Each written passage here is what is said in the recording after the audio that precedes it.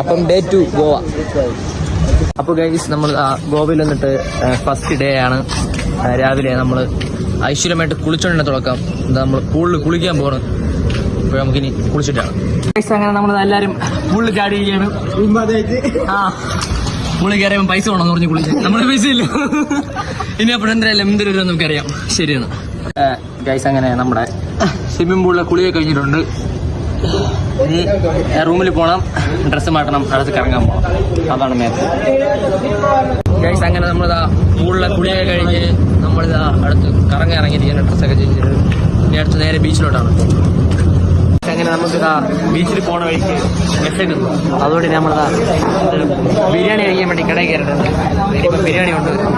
പിന്നെ ബിരിയാണി കൊണ്ടുപോകുന്ന ബിരിയാണി ഗൈസ്. അങ്ങനെ നമ്മുടെ ബിരിയാണി ഇവിടെ വന്നിട്ടുണ്ട്. തിന്നോക്കെ എങ്ങനെയുണ്ടെന്ന് അറിയാം.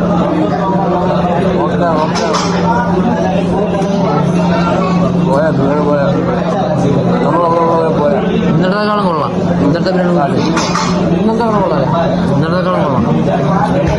കഴിച്ചിട്ടാണ് ഗായ്സ്. നമ്മളങ്ങനെ ഇതാ ഗോവയുടെ ബീച്ചിന്റെ സൈഡിൽ കൂടെ ഇങ്ങനെ കിടന്ന് അലയാണ്. എന്തിനാണെന്ന് പറഞ്ഞുകൂടാ, ചുമ്മാ കിടന്ന് കറങ്ങുകയാണ്.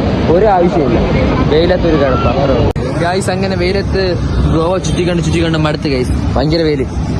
ഇനി റൂമിൽ പോയിട്ട് കിടന്നോ ഒന്ന് കുളിക്കണം. കുളിച്ചിട്ട് ഇനി നമുക്ക് ഒരു ഉറക്കമൊക്കെ ഉറങ്ങിയിട്ട് ഇനി കറങ്ങാം. തളർന്ന് ഭയങ്കര വെയിൽ.